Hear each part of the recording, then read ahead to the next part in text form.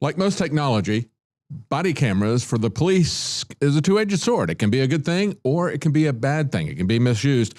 Now we're looking at new technology that is evolving from TASER. And of course, these are the people that gave us those wonderful devices where the police can whip you into submission electronically. They're also very big in the body cam industry. And they're looking at bringing body cams that can do instant face recognition and can hook into facial databases.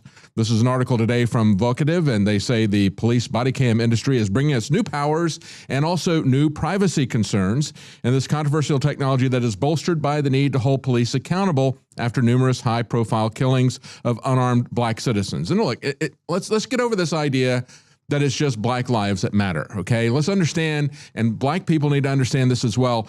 Unless you make this a concern of the entire community, you're not going to see this solved.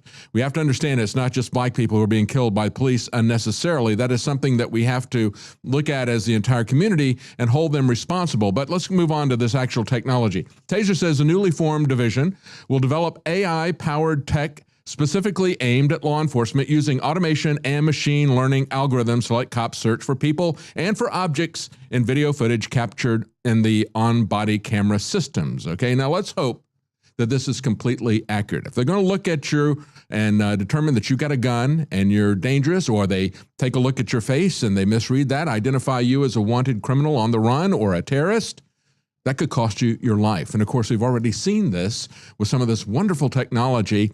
Surveilling a parking lot, noticing a guy that is walking around a car, then stoops down and disappears from the car. They think, oh, they call the police, say, we have a auto theft in progress. They get there with guns drawn, and it turns out the guy is just changing his tire. That is what false positives can do. But then they go on to talk about how they can tag you and classify you. They can use keywords to search through video footage, just like they'd look for news articles on Google, allowing them to quickly redact footage and zoom in on relevant elements. That is the issue, folks, to quickly redact footage. That's the problem with body cam footage. The fact that we don't always get the footage from the police. They inadvertently lost it or erased it, or it disappeared from the locker room. That seems to happen when they're in the wrong. Now, when they're in the right, yeah, it's there to back them up. But when they do something wrong, they somehow seem to redact it. And technology that lets them do that more efficiently is even more concerning. And they say a Department of Justice study found that at least 9 different body camera manufacturers currently support facial recognition in their products or have the ability to add it later, and that fully half of American adults have their faces entered into a law enforcement database. Now, if you think this is a problem, I don't think this is nearly as much of a problem. That's what we're going to see happening with our automobiles when they join the Internet of Things and when our highways become spyways. We now have, and they're very eager about this, this is from a trade publication talking about how the DOT is proposing a rule to mandate V2V technology. That means vehicle to vehicle. Cars talking to each other. But of course, they're not just going to be talking to each other. They're going to be talking to the entire infrastructure, to the roads, to the traffic lights, to the government, telling it where you are, how fast you're driving, and other aspects of what you're doing. Talk about an instant ticket right there that they give you at that moment. When we look at where this is going to go, just think for a moment about this article we saw earlier this week about an Ohio village that was ordered to repay $3 million. Now, this is from the Daily Mail, so they call it a village. It's just a small town. And this is a county judge who told New Miami in Ohio that they had to return this money because they were told a couple of years ago, no, what you're doing is in violation of the Constitution in Ohio, so you're going to have to return that money. What they were getting was they were getting 45,000 tickets in just 15 months. That's 3,000 tickets a month on average. Or if you break it down to a daily average, these speed cameras were generating 100 tickets a day. If you look at it from the revenue standpoint, they were getting $200,000 a month or $6,700 a day. That's the kind of abuse that you're seeing. You don't think they're going to do that once they're able to do that with a vehicle to infrastructure spyway instead of a highway? Now, the manufacturers are very excited about this. Of course, this is going to be new black boxes that they can sell to you, that they can mandate that you put in your vehicle. And so this is a new profit center for them. And then they talk about how this was issued back in December of 2016, mid-December. They've been talking about this for a couple of years. They finally proposed a detailed rule, and that's the way our laws are made, folks. Forget Schoolhouse Rock. The way your laws are made is you have some unelected, unaccountable bureaucrats propose rules, and they put them out there somewhere on, presumably on a bulletin board in Washington, D.C., where nobody sees them. And if you don't respond to it, or even if you do, they're not required to pay any attention to your response. The only people who they're going to pay any attention to are going to be people that they call stakeholders. In other words, people who pay to play the Washington game.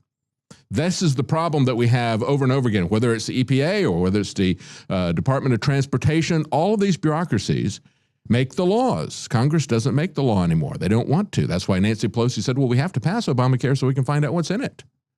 See, and we had a similar statement from Paul Ryan about another piece of legislation. They know they're not putting the details in there. They know they're not crafting the rules. What they're doing is they're handing over broad powers to a bureaucracy which will pass the rules. Those rules will not be considered to be laws. So when you violate those rules, you will not get the protections of the Fourth and the Sixth Amendment. You will not have a right to confront your accusers, to have a trial, to bring witnesses in your defense. You will not be protected against excessive fines because, of course, this is just a civil rule that you broke.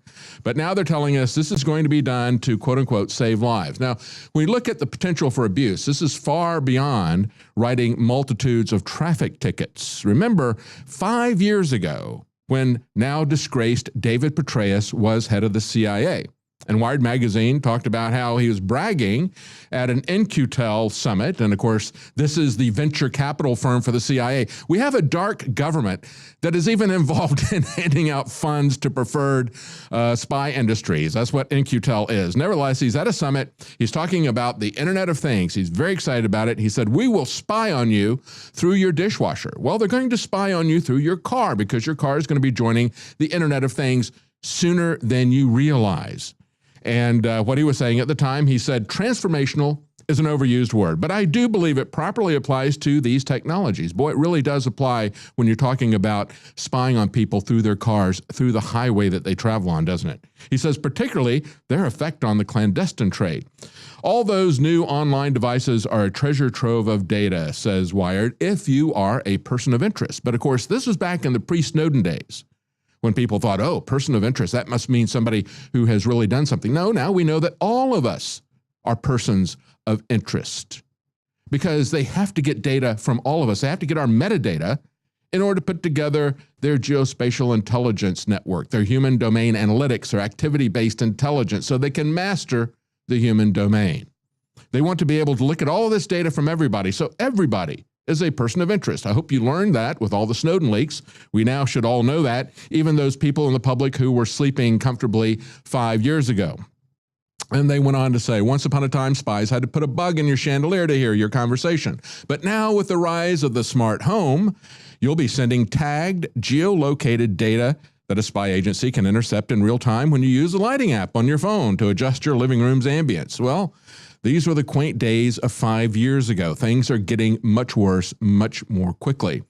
David Petraeus said that these household spy devices have changed our notions of secrecy. Yes, they have. They're taking it away.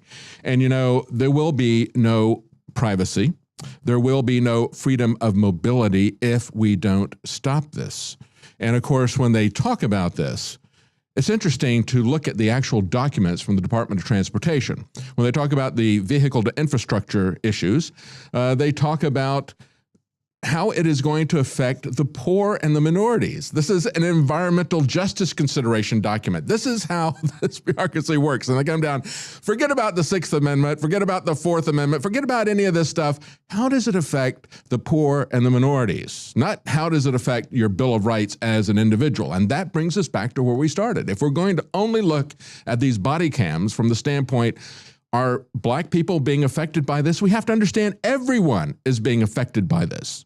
And we will stand together or we will hang separately. That's it for tonight's news. Thank you for joining us. Join us again on Monday at 7 Central, 8 p.m. Eastern for the InfoWars Nightly News.